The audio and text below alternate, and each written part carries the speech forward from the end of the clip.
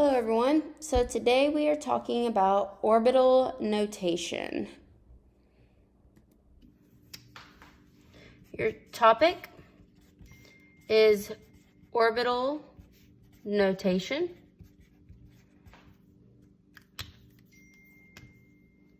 Your goal is I can draw the orbital notation for any element.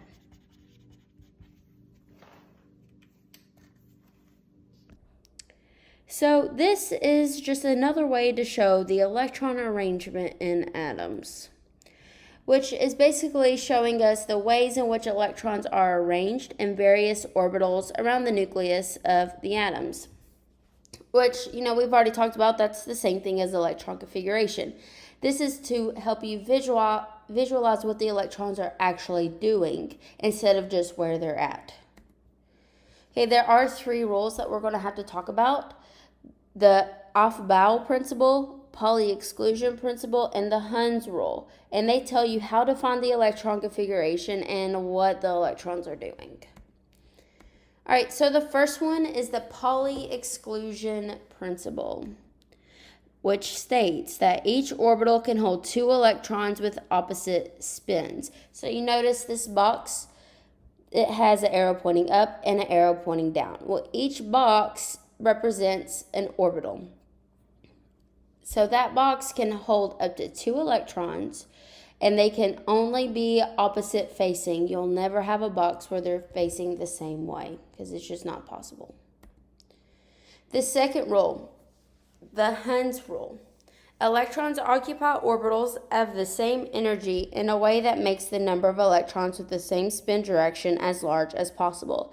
So you notice in this picture there are 3 boxes. We know each box can hold 2 electrons, and we know that if there's 2 in one box, they have to face other ways. But what you do is you see that there is 1 electron pointing up. You fill in at least 1 electron in each box on the same line before you go and put a second one, because that's how the electrons like to stay away from each other. So they try to stay as spaced out as possible until there's no more room, and then they'll get in a box with another electron. So this second one would be incorrect because they put 2 in just like that instead of putting 1 in each box. So this upper one would be the correct way to do that. And that brings us to the last one, which is the Aufbau principle, which says electrons occupy the orbitals of the lowest energy first. So here is actually a box. This is the format we're going to use to draw the orbital notation. They are going to start out on this lower energy first before they move up, kind of like you all. I mean, you're not going to exert yourself and run a marathon unless if you build up and you warm up first. You have to start off with that base energy level before you could even do something with a lot of energy. Okay, so now we are going to go on a piece of paper so I could draw out how we will fill out this form for different elements. All right, so to show you how to draw the orbital notation, you'll always start out with a chart just like this. And you notice as it goes up, the energy goes up. Now, we already went over some of the rules, so I'll kind of explain how they are used in drawing this. So first, we're going to pick our element, which is bromine. And you need to know how many electrons it has. In order to find that, you use the atomic number, or the whole number, the smaller number. All right, so we will be drawing arrows in these blanks. Each blank can have 2 arrows, or electrons. The arrows represent the electrons. Now, one thing you also need to remember, they're arrows, but they have to be facing different ways on each line. And you always start from the bottom and you go to the top. Now here, you notice this S is actually lower in energy than that D, so we will fill that S in first before we fill that D in. All right, so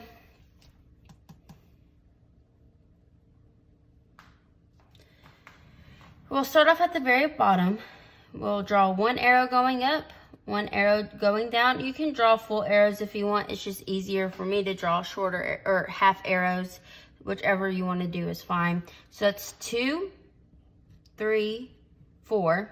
Now here, this line has 3, so we'll put 1 on each blank until we fill them up, and then we'll start going the other way. So that's 2, 4, 6, 8, 10, 11, 12, 13, 14, 15, 16, 17, 18, 19, 20, 21, 22, 23, 24, 25, 26, 27, 28, 29, 30, 31, 32, 33, 34, 35, which is how many bromine has. So that is where we will stop. And you notice that right here in this highest energy level that chlorine fills, that we have 2 and then a 1 right there. So that will be 35 electrons. So this is how you do it for every element.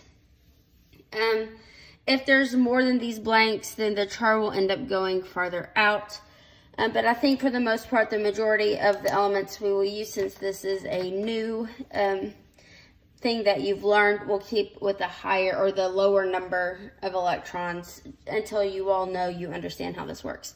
So on the slides, you do insert, shape, and then the arrows, and then that's how you will draw the arrows for this.